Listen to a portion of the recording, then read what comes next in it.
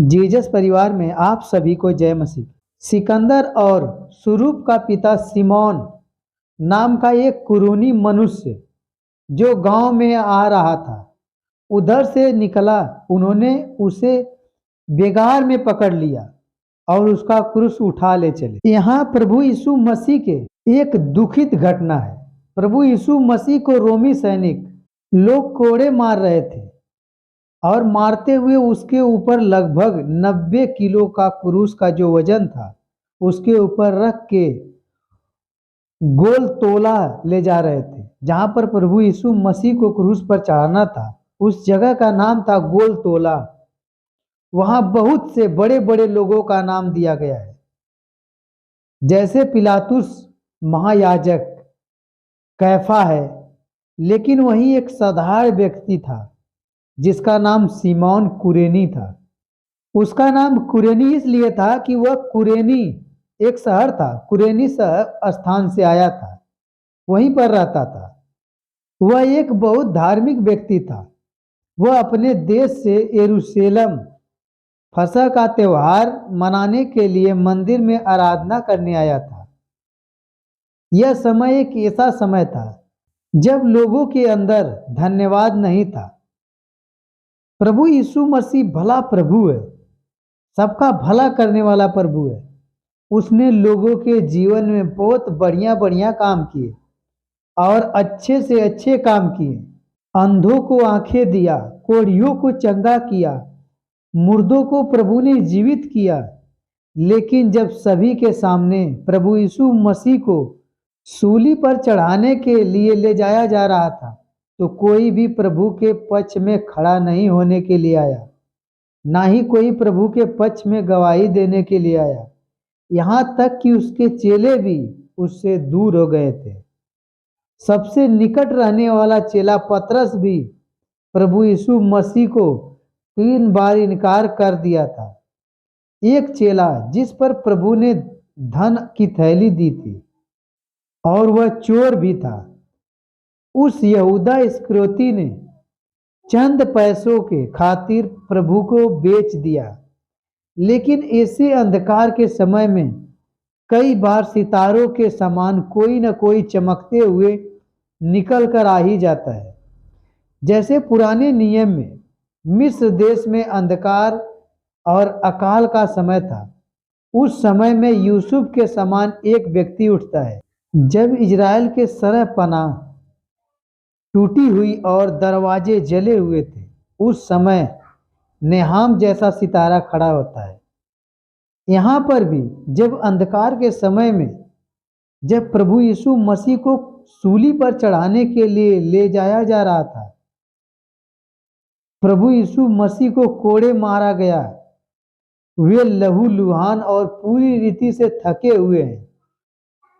अब और क्रूस प्रभु से जो उसका बोझ है उठाया नहीं जा रहा था, प्रभु उसे नहीं उठा सकते थे। तब रोमी सैनिक जो थे ऐसे व्यक्ति को देखने लगे जो प्रभु यीशु मसीह का क्रूस उठा सके, क्योंकि उन दिनों में क्रूस एक घृणित वस्तु कहलाती थी। कोई उसे नहीं छूता था, इतना गंदा माना जाता था क्रूस को। यहाँ तक कि जब 4 अच्छे लोग बैठते थे, उनके बीच में क्रूस नाम भी नहीं लिया जाता था, इतना ज्यादा उससे घृणित होते थे, जो सांप को दर्शाता था। इसलिए रोमी सैनिक उसे छूना या स्पर्श भी करना नहीं चाहते थे। उसी समय में एक व्यक्ति को जबरदस्ती पकड़ते हैं और उस पर यीशु के क्रूस को लाद देते हैं। उस व्यक्ति का नाम है सिमोन कुरेनी। उस समय जब सिमोन कुरेनी क्रूस उठा रहा होगा, हो सकता है उसे बहुत ही लज्जा महसूस हो रही होगी। उसे लगा होगा, मैं तो प्रभु की आराधना करने यरूशलेम में आया था, लेकिन मुझे यहाँ क्या करना पड़ रहा है। उस समय वह शायद उस बात को नहीं समझ पा रहा हो।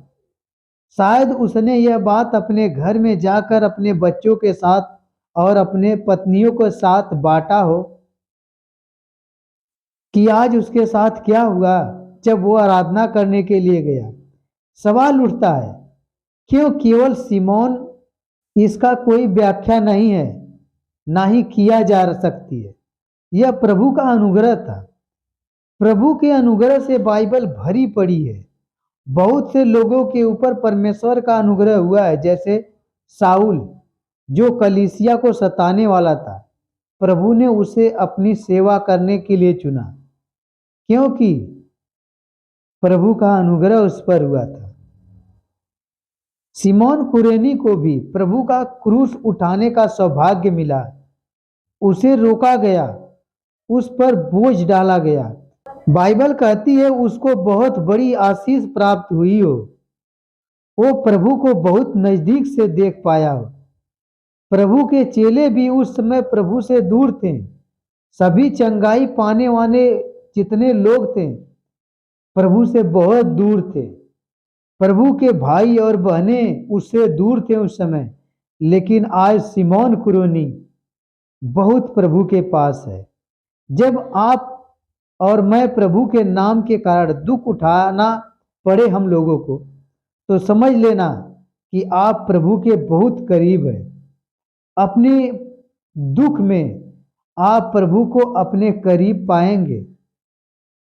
इस घटना के बहुत वर्षों के पश्चाताप संत पौलुस रोमियो की कलीसिया को लिखते हुए कहते हैं, रूसुफ को जो प्रभु ने चुना हुआ है और उसकी माता को जो मेरी भी है, दोनों को नमस्कार। रोमियो के 16 अध्याय 13 वचन।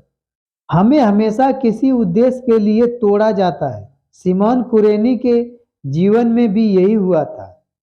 बाद में उसका परिवार प्रभु के आशीष पाया। उसके दोनों बेटों का नाम बाइबल में पाया जाता है, वह प्रभु में प्रसिद्ध हो गए।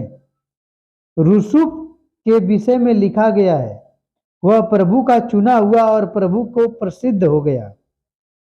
मतलब उसकी आने वाली पीढ़ी भी आशीष पाई। आज यदि आप प्रभु के लिए निंदा सह रहे हैं, तो आप भी प्रभु की महिमा में सहभागी होंगे।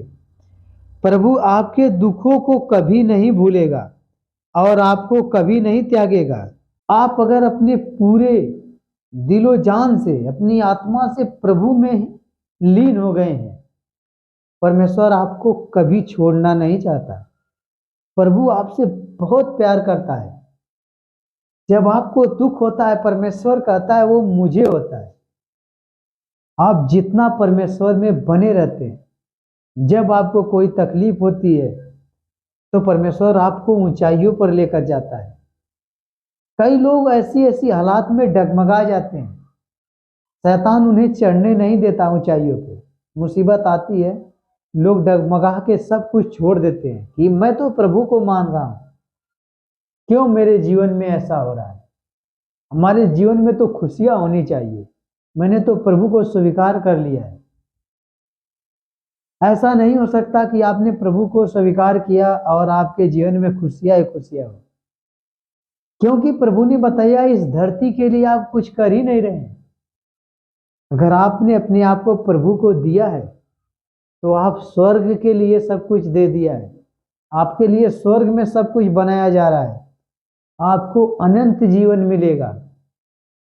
आपको कभी नरक लोक में नहीं जाना पड़ेगा।